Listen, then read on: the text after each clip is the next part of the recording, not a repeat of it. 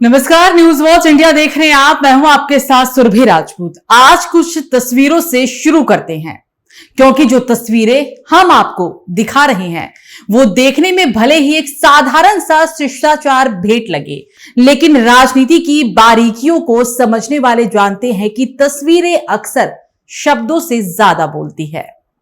दिल्ली के ताज palace hotel में हुई सोनिया गांधी, राहुल गांधी और मॉरिशस के प्रधानमंत्री नवीन चंद्र रामगुलाम की मुलाकात ने यही दिखाया। लेकिन सवाल यह है कि इस तस्वीर में कांग्रेस क्या दिखाना चाह रही थी और इसके पीछे क्या छिपा संदेश है। आइए इस पूरे प्रकरण को समझते हैं। कांग्रेस इस समय भारत की राजनीति में अपनी खोई जमीन तलाश रही है। 2024 लोकसभा चुनाव के बाद राहुल गांधी विपक्ष के नेता बने, लेकिन यह भी सच है कि पार्टी कई राज्यों में आज भी कमजोर है और संगठनात्मक संकट से जूझ रही है। ऐसे में जब राहुल गांधी विदेशी नेताओं से मिलते हैं तो सवाल उठता है कि क्या कांग्रेस अपने घरेलू मुद्दों को छोड़कर अंतर्राष्ट्रीय मंच पर अपनी मौजूदगी दर्ज कराने की कोशिश कर रही है, क्योंकि आज ताज पैलेस की तस्वीरें बहुत कुछ कह रही है। दिल्ली के ताज पैलेस होटल का वो कमरा जहां सोनिया गांधी और राहुल गांधी ने मॉरिशस के प्रधानमंत्री का स्वागत किया, एक तरह से कांग्रेस की डिप्लोमेटिक पिच बन गया। सोनिया गांधी संयमित मुस्कान के साथ थी, राहुल गांधी आत्मविश्वास दिखाने की कोशिश में और नवीन चंद्र रामगुलाम अपने कूटनीतिक अंदाज में। तस्वीरें देखने वाले यही सोचने लगे कि क्या ये कांग्रेस की विदेश नीति का ट्रेलर है या एक सॉफ्ट रिब्रांडिंग एक्सरसाइज। यह सच है कि भारत और मॉरिशस के बीच सदियों पुराने रिश्ते हैं। वहां की आबादी में भारतीय मूल के लोग बड़ी संख्या में रहते हैं।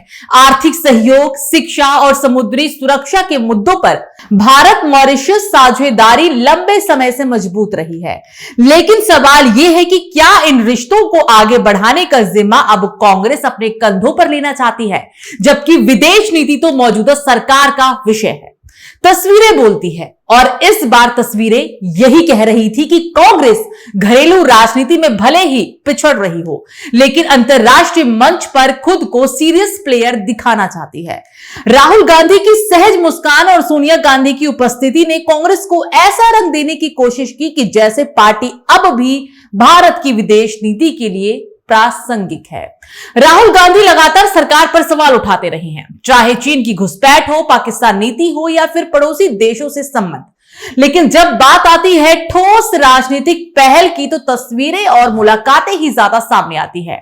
आलोचक यही कहते हैं कि यह मुलाकात असल में एक ग्लोबल फोटोशूट थी, जिससे कांग्रेस ये जताना चाहती है कि वो सिर्फ संसद में शोर मचाने वाली पार्टी नहीं है, बल्कि अंतर्राष्ट्रीय मामलों पर भी गंभीर है। देखिए, मैंने कहा कि मेरा काम as opposition leader normal situation में मेरा काम ऑपोजिशन का रोल है, सरकार पे प्रेशर डालने का रोल है। मेरा काम हिंदुस्तान के लोकतंत्र को बचाने का नहीं है। मैं वो काम कर रहा हूं, इस स्टेज पे मैं वो काम कर रहा हूं। तो मेरी सोच है कि as a patriotic Indian, as somebody who loves India, who loves the constitution, it is my duty to put the truth in front of the people. Lok Sabha में विपक्ष की नेता बनने के बाद राहुल गांधी पर दोहरी जिम्मेदारी है। एक तरफ उन्हें संसद के भीतर सरकार को चुनौती देनी है, तो दूसरी तरफ पार्टी की साख को सुधारना है। लेकिन अगर रणनीति यही रही कि विदेशी नेताओं से मुलाकात कर तस्वीरें खिंचवाई जाए, तो ये जनता को कितना प्रभावित करेगी। आम मतदाता को शायद इससे फर्क नहीं पड़ेगा, लेकिन कांग्रेस समर्थक जरूर इसे राहुल गांधी की ग्लोबल एंट्री मानकर तालियां बजाते दिखेंगे। मॉरिशस के प्रधानमंत्री भारत से शिक्षा, स्वास्थ्य, तकनीक और समुद्री सुरक्षा में सहयोग चाहते हैं। इन विषयों पर चर्चा हुई, लेकिन यह सवाल बना रहा कि इन पर कांग्रेस की सक्रियता का क्या मतलब है। क्या यह विदेश मंत्रालय का काम नहीं है? यहां भी कटाक्ष यही है कि कांग्रेस कहीं ग्लोबल भारत की डिबेट में शामिल होकर अपनी खोई घरेलू ताकत को तलाशने की कोशिश तो नहीं कर रही। पिछले कुछ वर्षों में कांग्रेस पर सबसे ज्यादा सवाल उठे हैं, नेतृत्व की क्षमता, संगठन की दिशा और चुनावी रणनीति को लेकर। राहुल गांधी के विदेश दौरों और मुलाकातों से यह संदेश दिया जा रहा है कि कांग्रेस अब भी राष्ट्रीय और अंतर्राष्ट्रीय दोनों स्तरों पर प्रासंगिक है। लेकिन आलोचक इसे इस तरह भी देखते हैं कि जब घरेलू राजनीति में जमीन खिसक रही हो तो ग्लोबल तस्वीरों से राजनीतिक वजन बढ़ाने की कोशिश करना कांग्रेस का नया शौक है। मीडिया ने इस बैठक को अलग अलग एंगल से दिखाया। कुछ चैनलों ने इसे कांग्रेस की सॉफ्ट डिप्लोमेसी बताया तो कुछ ने इसे राहुल गांधी की विदेश नीति में बढ़ती दिलचस्पी के रूप में देखा। वहीं बीजेपी के नेताओं ने तंज कसा कि विपक्ष को घरेलू मुद्दों से ज्यादा विदेशी दौरों और तस्वीरों की चिंता है। कांग्रेस समर्थक हमेशा की तरह इसे सकारात्मक बताते दिखे। आज का भारत वैश्विक मंच पर आत्मविश्वास के साथ खड़ा है, चाहे G20 की मेजबानी हो या अफ्रीकी और एशिया के देशों के साथ साझेदारी। ऐसे में कांग्रेस में पीछे कहां रहना चाहती है? सोनिया गांधी का अनुभव और राहुल गांधी की नई सोच मिलाकर पार्टी यही संदेश देना चाहती है कि वो भी ग्लोबल भारत की कहानी का एक हिस्सा है। लेकिन यहां कटाक्ष यही है कि जनता के लिए यह संदेश कितना असरदार है। आखिरकार चुनावी जीत सिर्फ विदेश तस्वीरों से नहीं बल्कि जमीनी कामों से ही मिलती है। इस मुलाकात का सबसे बड़ा निष्कर्ष यही है कि कांग्रेस राजनीति के नए रास्ते तलाश रही है।